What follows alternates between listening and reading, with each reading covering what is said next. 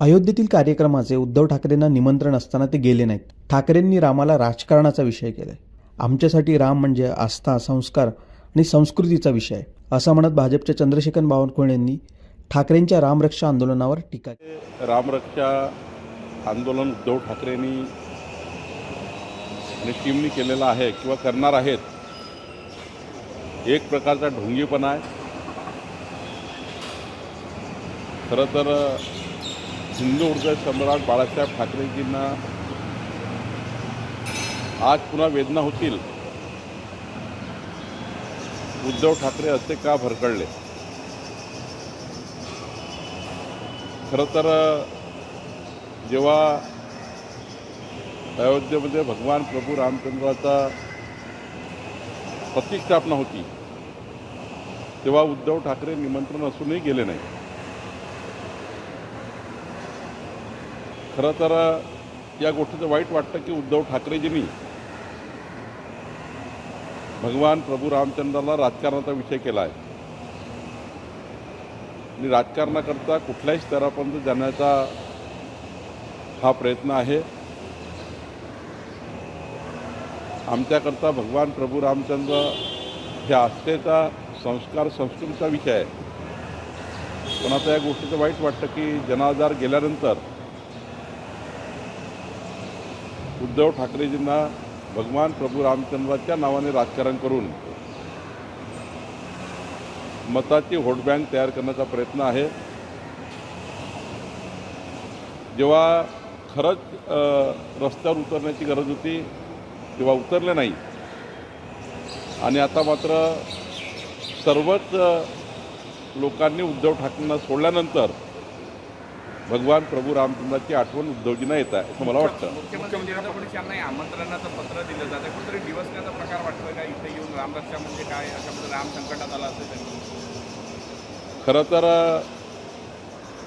देवेंद्रजींना हिंदुत्व शिकवण्याची फार गरज नाही आहे. देवेंद्रजीचं आयुष्य हे हिंदू धर्माचं संस्कार, संस्कृती जतन करण्याकरता गेलेलं आहे. देव, देश, धर्मकार्याकरता आयुष्य देणारे देवेंद्रजी आहे. त्यामुळं अशा प्रश्नांनी, अशा पत्रांनी कुणी काही डिवचलं तरी देवेंद्रजीच्या त्यांच्या भूमिकेवर काही फरक पडणार नाही. देवेंद्रजी खऱ्या अर्थाने भगवान प्रभू रामचंद्राचे असीम भक्त आहेत आणि बाबरी मस्जिदच्या आंदोलनाच्या वेळी देवेंद्रजी कार सेवा करत होते तेव्हा हे सर्व लोक झोपा घेत होते. त्यामुळे देवेंद्रजीबद्दल बोलून आणि ते नागपुरात बोलून केवळ त्यांना टीका मिळत आहे, काही दुसरं मिळत नाही. काल जयंत पाटलांनी एकनाथ शिंदेची भेट घेतली, जवळपास 1.25 तास चर्चा झाली. अगोदर मुख्यमंत्र्यांची भेट, आता ही भेट. माझ्याकडे जयंत पाटील येऊन गेले. 2 तास बैठक झाली परवा एका विषयावर, वाळवा तालुक्यावर. देवेंद्रजीकडे जाणे किंवा एकनाथजीकडे जाणे किंवा माझ्याकडे येणे हे काही राजकारणाचे विषय थोडी आहेत. शेवटी राज्याच्या डेव्हलपमेंटकरता सर्वांनी एकत्रितपणे सल्लामसलत केली पाहिजे, ही भूमिका आहे. घमासान सुरू असल्याचं चित्र एकंदर पाहायला मिळते आहे. अर्थात आता आमच्याकडे यावं यासाठी राष्ट्रवादी काँग्रेसचे प्रयत्न होत आहे. असा घमासांचा कधीच प्रश्न येत नाही. काही जर वाटलं तर माननीय सुनेत्रा पवारजी आणि देवेंद्रजी बोलतील. घमासान करण्याचा काही प्रश्न नाही आहे. आमच्याकडे संवाद आहे. सुनेत्रा वहिनींना मोठं स्थान आहे आमच्याकडे. त्यामुळं देवेंद्र हीची चर्चा करून निर्णय होईल. ठाकरेच्या बैठकीत एका अर्थाने चंद्रशेखर बावनकुळे यांच्या कौतुकाची चर्चा झाली. बावनकुळे जे आहेत ते सकारात्मक उत्तर घ्या विरोधकांना याच्याकडे नाही, सकारात्मक सरकारने राहिलंच पाहिजे. ही सरकारची जबाबदारीच आहे. मंत्री म्हणून माझी जबाबदारी आहे. उद्या संजय राऊत साहेबांनी एखादा विषय महाराष्ट्रात पाठवला, तो जर योग्य असेल तर निर्णय घेतला पाहिजे, त्यावर काम केलं पाहिजे. अंबादास दानवेजींनी एखादा विषय काढला, त्यावर काम केलं पाहिजे.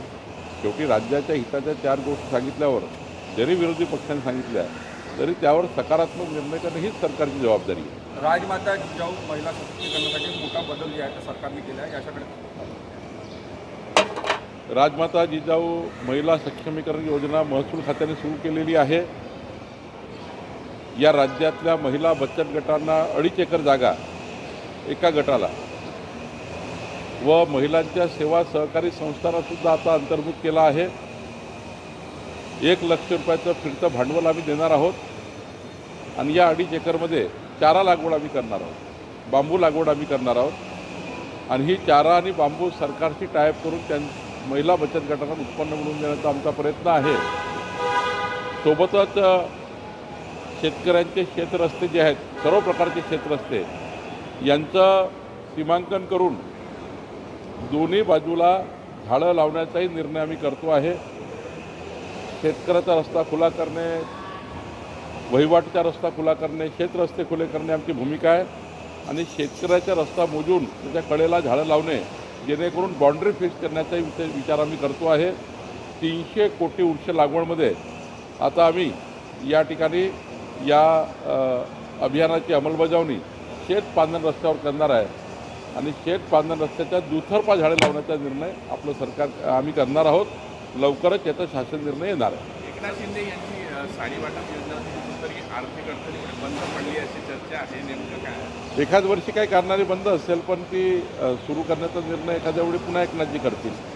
सुनील तटकरे आणि कुठेतरी प्रफुल्लभाई पटेल यांनी वर्षा बंगल्यावर मुख्यमंत्र्यांची भेट घेतली होती, त्यामुळे सुनीलराव पवार नाराज होते. मला नाही वाटत असं काही, मला नाही वाटत ह्या कपोलकल्पित बातम्या पेरल्या जातात. चांगल्या पद्धतीचं वातावरण सुरू आहे, चांगल्या पद्धतीची महायुती सुरू आहे. त्यामध्ये कधी एकनाथ शिंदेजीबद्दल, कधी सुनीताताईबद्दल वेगवेगळ्या वावड्या उचलल्या जातात. आम्ही रोज या ठिकाणी संवाद साधतो आहोत. आमचा संवाद चांगला आहे. आमचं महाविकास आघाडीसारखं काम नाही आहे, सोबत आहे पण एकामेकाचे चेहरे बघत नाही, अशी परिस्थिती महाविकास आघाडीची आहे. आम्ही या ठिकाणी स्पष्ट महायुतीमध्ये या ठिकाणी चांगल्या पद्धतीने महाराष्ट्रामध्ये काम करतो आहे. माननीय प्रधानमंत्री मोदीजींची भूमिका ही NDA सांभाळण्याची आहे, तीच भूमिका देवेंद्रजीची आहे, तीच भूमिका आमची आहे. वारंवार अशा बातम्या पेरल्या जातात. कुठेतरी एकनाथ शिंदे सुद्धा बोलले असं आहे की आमचं सगळं बरोबर आहे. वारंवार विरोधकांवर अशा बातम्या त्यांना कामच नाही आहे, विरोधकांना काम शिल्लक नाही आहे. उलट त्यांचे रोज मतं कमी होत आहे अशा बातम्यामुळं. त्यांनी उलट सकारात्मक काही पावलं उचललं तर काही मतदानाची त्यांची टक्केवारी वाढेल. ते असे नकारात्मक पवित्रा घेऊन विरोधी पक्ष काम करत असेल तर कधीच त्यांची मतसंख्या वाढणार नाही किंवा त्यांचा आलेख वाढणार नाही. सकारात्मक भूमिकेतनंच महाराष्ट्रामध्ये आपला पक्ष वाढू शकतो. सकारात्मक भूमिकेतनं या महाराष्ट्रामध्ये तुम्हाला यश मिळू शकतं. निगेटिव्ह भूमिकेमध्ये महाराष्ट्राची जनता कधीच तुम्हाला साथ देत नाही. हे अजूनही विरोधी पक्ष समजला नाही, याचे दुर्दैव आहे. 19 तारखेला आंदोलन करणार आहे. खरं तर दोन्ही ठाकरे बंधूंचं नाव त्याच्यासमोर आलेलं आहे. राज ठाकरे आणि उद्धव ठाकरे त्याला शिवशिरतार अशा पद्धतीचे बॅनर सुद्धा व्हायरल होते आहे. काय वाटतंय? करू द्या ना, आंदोलन करण्याचा त्यांचा अधिकार आहे. पण मागच्या काळामध्ये त्यांनी भगवान प्रभू रामचंद्राच्या भक्ताबद्दल आणि भूमिकेबद्दल काय वक्तव्य करायचं चेक करा. मागच्या 5 वर्षात 5 वर्षामध्ये काय काय झालं आहे महाराष्ट्रामध्ये. जेव्हा भगवे फडकवण्याची वेळ आली तुम्ही त्या ठिकाणी पाकिस्तानचे ध्वज फडकले. जेव्हा भगवान प्रभू रामचंद्राचा गजर करण्याची वेळ आली तेव्हा तुम्ही मताचं लागून चालन केलं. खरं तर तुम्ही या ठिकाणी आत्ता या आंदोलनाच्या पूर्वीचे 5 वर्ष यांच्या भूमिका बघा कशा बदलल्या आहेत. आता मताची वोट बँक गेली, भूमिका बदलली. मुख्यमंत्री असताना भूमिका वेगळी, सत्ता असताना भूमिका वेगळी, सत्ता गेल्यावर भूमिका वेगळी. आणि या पद्धतीचं महाराष्ट्र कधीच सहन करत नाही. महाराष्ट्र जनतेला माहिती आहे केवळ आणि केवळ राजकारणाचा अड्डा हा भगवान प्रभू रामचंद्राचं नाव घेऊन करण्याचा प्रयत्न आहे. सर, हिंदी में जानना चाहिए उद्धव ठाकरेला समर्थन देण्यासाठी ठाकरे 19 तारखेला आंदोलन करणार आहे. वांगचूक यांच्या समोर त्यांना जे जे आंदोलन करायचं ते करू दे.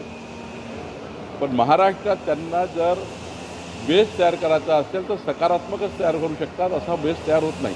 सर, हिंदी में जानना चाहिए उद्धव ठाकरे का राम रक्षा पठन नागपुर में हो रहा है, देवेंद्र फडणवीस के गढ़ में हो रहा है, उन्होंने उनको न्योता भी दिया है. इससे क्या जताना चाहते उद्धव ठाकरे? भगवान प्रभु रामचंद्र जी का नाम लेकर राम रक्षा आंदोलन किया जा रहा है. आंदोलन करना उनका अधिकार भी है, लेकिन आज हिंदू हृदय सम्राट बाला साहेब ठाकरे जी जब देख रहे होंगे तो उनको भी आज बहुत बुरा महसूस होता होगा. उद्धव जी ने भगवान प्रभु रामचंद्र जी को राजनीति का इशू बना दिया है। उद्धव जी ने भगवान प्रभु रामचंद्र जी के इस राजनीतिक आंदोलन में सभी उन्होंने अपने पुराने व्यवहार को चेक करना चाहिए। जब भगवान प्रभु रामचंद्र का जल्लोष हो रहा था, अयोध्या में रामलल्ला की प्रतिष्ठापना हो रही थी, तब उद्धव जी ने दिया हुआ निमंत्रण नकार दिया था, नहीं गए। वोटों की राजनीति के लिए, वोटों की लांगुन चालन के लिए नहीं जा सके, नहीं गए। जब भगवा लहरा रहा था तब पाकिस्तान के ध्वज उद्धव जी लहरा रहे थे, उनकी टीम लहरा रही थी, फड़का रही थी। तो इस प्रकार से उद्धव जी का रिकॉर्ड है। और जहाँ तक देवेंद्र जी का सवाल है, तो देवेंद्र जी का पूरा जीवन आस्था का, संस्कृति और संस्कार का रहा है। भगवान प्रभु रामचंद्र देवेंद्र जी के लिए एक आस्था का स्थल है, राजनीति का नहीं है। कार सेवक है देवेंद्र जी। बाबरी मस्जिद जब गिर रही थी तब देवेंद्र जी कार सेवा कर रहे थे। उन्होंने कहा कि उनके जीवन का एक बहुत बड़ा साधना का विषय है और उनको आज हिंदुत्व पढ़ाने की बात चल रही है। महाराष्ट्र में इस प्रकार से नौटंकी करके नहीं चलेगी। उद्धव जी भगवान प्रभु रामचंद्र जी के नाम पे नौटंकी कर रहे हैं। सारा बेस खत्म हो चुका है, बेस वापस लाने के लिए कर रहे हैं। सारे लोग छोड़ के चले गए। अब भगवान प्रभु रामचंद्र जी उनको बचाइए विचार कर रहे हैं, लेकिन भगवान प्रभु रामचंद्र का जो स्वरूप है वो आस्था का है, संस्कार का है, संस्कृति का है, हमारे धर्म का है। और कोई राजनीति कर रहा है, उनको उनकी राजनीति, उनको लखलाभ है। लेकिन इस प्रकार की राजनीति महाराष्ट्र में नहीं चलेगी। इस प्रकार की राजनीति को महाराष्ट्र में कोई वजूद नहीं है, ऐसा मुझे लगता है। कांग्रेस ने कहा है कि डीलिमिटेशन के लिए सरकार 2/3 बहुमत नहीं जुटा पाएगी। देखिए, कांग्रेस की हालत बहुत खराब है। सारे लोग छोड़ के जा रहे कांग्रेस पार्टी को, इसलिए कांग्रेस का अब कोई वजूद नहीं बचा है। मुझे लगता है कि कांग्रेस के भी कई मेंबर ऑफ पार्लियामेंट जिनको लगता है ये बिल आना चाहिए, पार्टी की वजह से वो बोल नहीं पा रहे। लेकिन आप देखना, इस बार कांग्रेस के एमपी भी ये बिल के साथ रहेंगे, मदद करेंगे। ये भावना कांग्रेस के मेंबर ऑफ पार्लियामेंट की है। एक बड़ी दरार, एक बड़ी फूट कांग्रेस में दिखेगी। 20 जुलाई से संसद का सत्र शुरू हो रहा है। वंदे मातरम का अपमान या गायन में बाधा डालने पर सजा का प्रावधान ये बिल सरकार ला रही है। बिल्कुल लाना चाहिए, बिल्कुल अभिनंदन है, स्वागत है ऐसे बिल का। इस देश में रहना होगा तो वंदे मातरम कहना होगा, भारत देश में रहना होगा तो वंदे मातरम कहना होगा। और वंदे मातरम का कोई अपमान करता है उसको तो जेल में ही जाना चाहिए। ये सब पूरे भारत देश की भावना है। जयंत पाटील और जितेंद्र आव्हाड खासदारांची काय भूमिका राहील असं वाटते, ज्या पद्धतीने विरोध करत आहे काँग्रेसचे अनेक खासदार? काँग्रेसच्या जवळपास सर्वच खासदाराला असं वाटतं की काँग्रेसची भूमिका चुकत आहे। काँग्रेसच्या खासदाराला मतदान करण्याची उत्सुकता आहे बिलाच्या बाजूने। माझा या ठिकाणी पक्का मत आहे, समज आहे, काँग्रेसचे अनेक खासदार या विधेयकाला पाठिंबा देतील।